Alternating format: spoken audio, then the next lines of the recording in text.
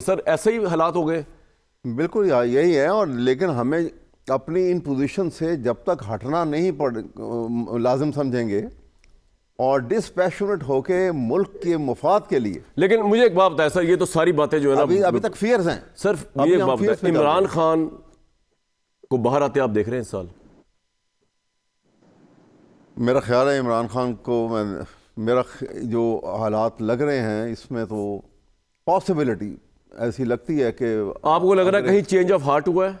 हाँ जी, कहीं change of heart हुआ है आपके ख्याल में? कहीं पे मैं चेंज ऑफ हार्ट है मेरे ख्याल में जो कुछ अब तक हुआ है अभी तक कोई एक्सेप्ट दैट कि ये केस अभी जो जिसका फैसला नहीं आया, मैं नहीं कह सकता। आपके ख्याल में क्यों नहीं आ रहा फैसला इसका 190 मिलियन का? Multiple reason. अभी देखिए, मैं टू बी वेरी फेयर, जहां फैसला जल्दी लाना था वो इलेक्शन से पहले आ गया। 8 फरवरी के इलेक्शन से पहले 3 केसेस के फैसले 10 दिन के अंदर आ गए थे। बिल्कुल। और वो रात के 1 बजे तक जज बैठ के काम करते थे। बड़े मेहनती जज थे। मेरे ख्याल से ये मेहनती जज नहीं है। 190 मिलियन वाला मेहनती इस हद तक थे कि जो उनको वो ड्यूटी रोस्टर मिला था और कोड ऑफ कंडक्ट मिला था हाई कोर्ट की तरफ से, जब जेल ट्रायल होता है, वो उससे हट के काम कर रहे थे। वो इस हद तक वो उस वक्त, क्योंकि वो तो टाइम फिक्स होता है कि इतने बजे अदालत लगेगी, इतने बजे बर्खास्त हो जाएगी। वो रात के 1 बजे तक किस हुक्म से बैठे थे, कर रहे थे। उनको उस वक्त काम करना था। अब जो ये डिले जो हो रहा है, इसलिए अगर वो जो है उनके जज की मर्जी के खिलाफ हो रहा था तो शायद ये भी जज की मर्जी के खिलाफ हो रहा हो। लेकिन हमें इसकी डिटेल में जाने की लेकिन मेरा एक नहीं सवाल आपसे कि अगर किसी भी मुज़ाकरात के प्रोसेस के जरिए इमरान खान बाहर आ जाते हैं, यू डोंट थिंक कि आप पे डील का तासुर आएगा या इमरान खान पे धब्बा लगेगा डील का, जिसको आप समझते हैं कि हम तो करते ही नहीं कभी? देखिए, सवाल ये है कि वो बेसिकली उसमें बहुत सारे बेसिक क्वेश्चंस हैं। वो अगर रिजॉल्व होने की एग्री कर जाते हैं कि उनके ऊपर आगे बात चल सकती है, ये चलेगी। नहीं, अवामी तासुर की बात कर रहा हूँ मैं कि डील का तासुर नहीं आएगा तहरीक इंसाफ के लोगों में। सवाल यह है कि अवाम इतने बाखबर तो नहीं होते हर मामलात के। नहीं, जब इमरान बाहर निकलेंगे तो नजर ही आ रहा होगा ना बाहर आए डील के जरिए। बाहर तो आ गया, दुरुस्त हो गया। लेकिन वो जो जो होते हैं ना कि निगोशिएशन में क्या क्या स्टेक्स सामने आते हैं, क्या क्या डिटेल सामने आती हैं। ये आप समझते हैं कि तहरीक इंसाफ की अवाम को इससे कोई गर्ज नहीं है, कोई डील हो रही है नहीं है, वो इमरान खान को बाहर चाहते हैं? बिल्कुल चाहते हैं, लेकिन Imran at the same time वो इमरान की शक्ल में जो हालात बन चुके हुए हैं, वो ऐसा ही शख्स देखना चाहते हैं कि जो असूल पे कंप्रोमाइज करके ना आए। साहब देखिए, 99 में नवाज शरीफ साहब के साथ ज्यादती हुई, अगर उन्होंने वो डील पकड़ ली बाहर जाने वाली और बिल क्लिंटन रोल प्ले कर दिया तो अच्छा लोगों की जिंदगी बच गई। बुरा क्या है? आप उसको तो कहते हैं कि उसको ताने के तौर पे पेश करते हैं, और अगर इमरान खान बाहर आ जाए उसी तरह डील के जरिए कि उनके साथ भी ज्यादती हो रही है बकौल आपके जो नवाज शरीफ के साथ हुई थी 99 में, वो आप कहते हैं वो ठीक नहीं। तो हमारा जो है काम ठीक है, दूसरे का काम ठीक नहीं। मैं तो कह रहा हूँ, मैं तो यही कह रहा हूँ कि यहाँ सिचुएशन और आ गई है ना। कैसे? यहाँ सिचुएशन ये आ गई, देखिए, एक चीज़ जो है उसको हम एक्सेप्ट करते चले आए कि एस्टेब्लिशमेंट का पाकिस्तान की पॉलिटिक्स में आमद दखल है। आज इतना था, अगली दफ़ा इससे बढ़ गया, अगली दफ़ा उससे बढ़ गया। एक ऐसे कल्मिनेटिंग पॉइंट पे आ गया है कि अब या वो दखल ही रहेगा या आइन के तहत आप हुकूमत करेंगे। दोनों मिलके अब चलने के सिचुएशन में नहीं रहेगा। मेरा ख्याल ये अपना, हम वहाँ तक पहुँच चुके हैं। अब यहाँ से इसको छोड़ देंगे तो फिर उससे ख़तरनाक रट में लग जाएंगे आगे।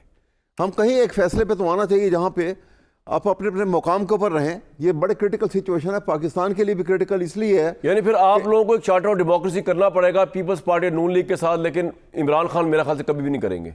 नहीं, देखिए, सवाल और कोई तरीका नहीं है। मैंने तो ये सजेस्ट किया था आपको, आप ही के प्रोग्राम में भी कहा था, आज से कई महीने पहले की बात है। मैंने कहा था कि ये सारी चीज़ें भूल के, अगर अभी उस वक्त अमेंडमेंट वगैरह की बात भी नहीं हुई थी, ठीक है, मैंने कहा था कि राउंड टेबल कॉन्फ्रेंस करे सिर्फ कॉन्स्टिट्यूशन को बेस बना के। पॉइंट आ गया आपको क्विकली।